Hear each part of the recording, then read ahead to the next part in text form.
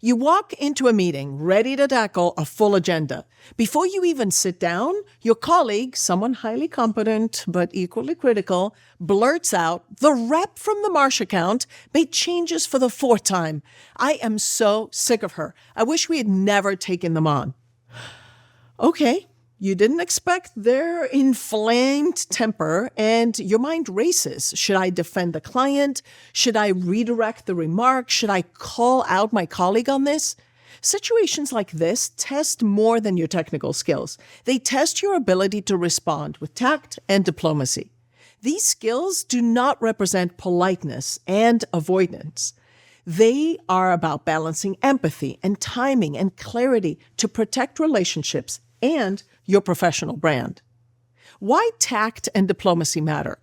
Research shows that 97% of HR professionals say they would hire someone with strong people skills even if their technical skills are weaker. Tact and diplomacy rank high among those skills because they influence how people perceive you in high-stakes situations. So when you communicate with tact and diplomacy, you preserve relationships without sacrificing honesty. Knowing when to make a comment and doing it in a way that makes your point while preserving the relationship helps you build your credibility and helps you gain trust. So back to the snarky comment about the client. You might say something like this: "Did you read her comments? She brings up some really good points, and as frustrating as it is, we can learn from that." The tact and diplomacy formula. Here it is for you. First, in sticky situations, usually they involve tight timeframes and high emotions. So here's a quick mental checklist to help you follow when you need it. Decode first. In situations where you've been startled about the course of a conversation, be sure to take time and decode the message that you've received before you respond. This can be difficult as the message is often emotional or it's unexpected. Pause to interpret the intent behind the message and then ask yourself, what's driving this comment? Is it stress? Is it frustration? Or is it something deeper? What's the relationship dynamic here? That's an important question. Decoding isn't just about words, it's about listening for meaning, observing nonverbal cues, and considering context. Whether the message comes from an email, a text, or it's face-to-face, take the time to translate it accurately. Without making any assumptions, try to start with an open-ended question, clarifying the comment that the person made. Relating to the Marsh account, then the Marsh account rep, you could say to your colleague, "It's frustrating, but is there any value in her latest comments?" Your colleague may just want to vent. You can be empathetic about their frustration and move on to a more actionable step. The second thing is to encode wisely. Encoding is about clarity, simplicity, and empathy. When you need to communicate something sensitive, pause and put yourself in the other person's shoes. Ask, what outcome do I want from my message?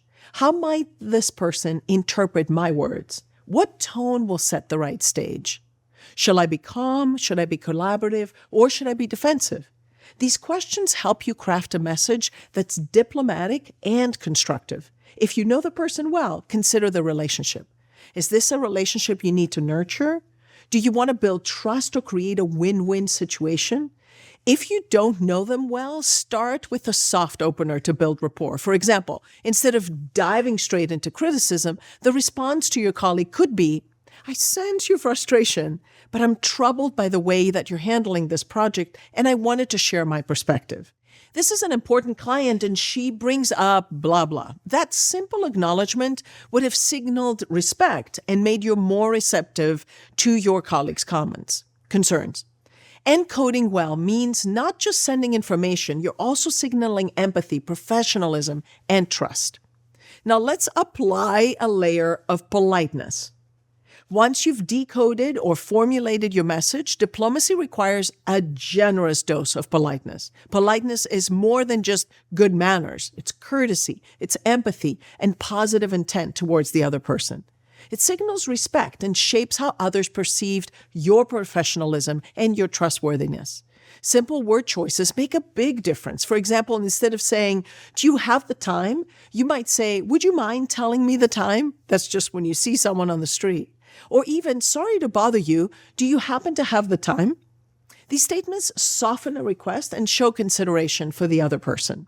Politeness comes in two forms. One is connection-based politeness, which emphasizes connection, familiarity, using words such as "would you mind" and "please," and then deference-based politeness, which acknowledges that you may be imposing on someone else. "Sorry to bother you," or "do you happen to?" Both approaches help maintain harmony and reduce friction. Now, beyond words, cultural context matters as well. A gesture that signals agreement in one culture may simply mean, "I am listening" in another. The key is adapting your politeness strategies to the situation and to the audience. So every interaction of tact and diplomacy should include a layer of politeness, relationship or deference-based. It builds trust and it strengthens relationships and it protects your professional brand.